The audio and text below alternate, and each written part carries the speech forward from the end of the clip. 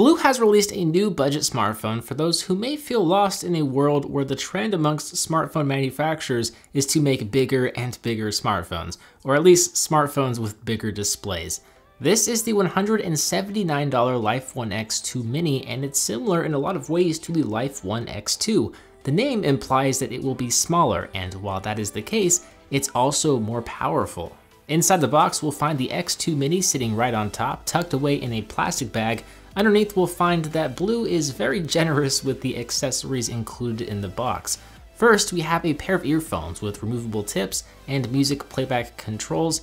There's a micro USB charging cable, which is unfortunate to see here given the rise of USB-C, but it'll do the trick just fine even though it is being phased out slowly. We have a fast charging wall wart and a SIM card ejector tool. There is some literature detailing the dual SIM card slots and the headset itself. We have a screen protector in the box, and there's even a silicone protective case. Everything you could possibly need to set this phone up and protect it is included in the box.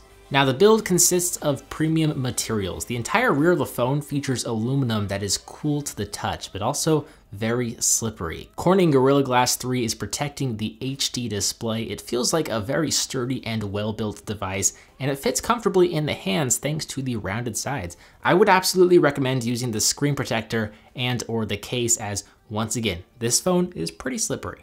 The 5-inch Full HD 1080p LCD display looks good. It has alright viewing angles. I'd say it excels in color vibrancy and brightness, since it features the same resolution as the Life 1 X2, but with a smaller display size. The pixel density is superior, offering a 440 pixel per inch index that should help content look all of the better. It's always nice to see added security to a device. BLU has added a fingerprint scanner built into a physical home button, and it works quickly to unlock the device. You don't need to physically press the home button in order to wake the screen before it can start recognizing your finger. You just place your finger on the scanner and it'll work its magic. Now personally, I would have liked to have seen BLU go all in with software buttons and move the scanner to the back of the phone, or remove the software buttons entirely and add capacitive touch buttons. The constant switching between the software and physical buttons has grown to annoy me. Also, the software buttons take up more space on the already relatively small display. The software experience is simple and straightforward. The phone runs Android 6.0 Marshmallow, and I'm not sure when it will receive Nougat or why it isn't running Nougat out of the box in the first place. I would hope that it receives the update soon, as that would provide more of a reason to pick up this phone. It should be receiving Nougat, but I don't have the exact date. There is a skin running on top of the OS, and for the most part, it leaves Google's stock operating system alone. However, we will see some aesthetic changes in the notification panel, for example, and some of the icons will look different. The launcher itself is probably the most redesigned or skinned area of this phone, as there is no app drawer. There looks to be an app drawer, but it's actually just a link to search through your applications. But given the flexibility of Android, that's not a big deal. You can swap it out and customize it with a third-party launcher of your choice.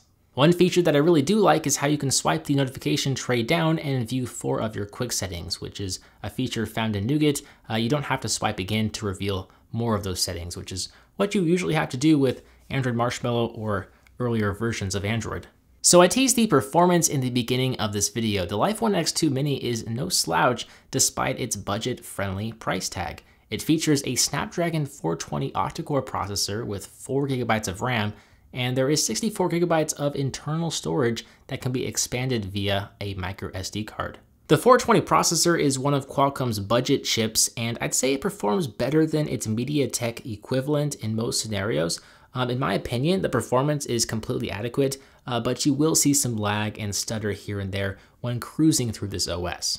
If you navigate your phone in a fast manner, you're probably gonna find some kickback. The camera is probably the weakest area of this smartphone. There's a 13 megapixel rear-facing Sony IMX258 sensor with phase detection autofocus and an f2.2 aperture, but it does a poor job indoors. It often overexposes the images, even in outdoor lighting conditions. Video quality is even worse, as the max resolution is 1080p. There is no optical image stabilization, so footage will look shaky. I also had some issues focusing on nearby objects. The 8 megapixel front-facing camera is slightly better as it's a wide-angle sensor great for video calls, and it has a flash which will illuminate your face for selfies.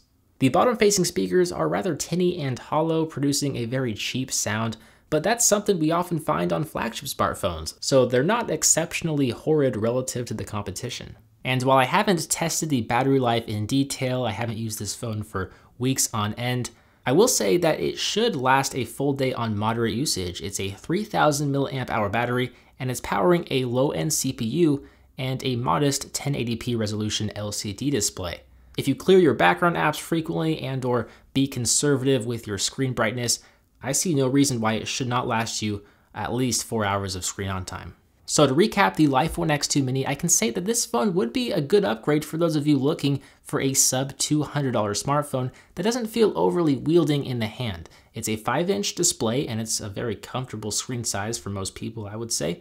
The build of the smartphone will also quite literally help this phone sit more comfortably in your hands. It has a premium build consisting of aluminum and glass and plenty of power to run all of the essential social media apps on the Play Store. The $180 price tag is very fair. However, BLU is having a one-day launch deal on Amazon that will bring the price down to $130, which is $50 off, and is a very generous deal. If you want to take advantage of that deal, I'll leave a link to the Amazon listing in the description.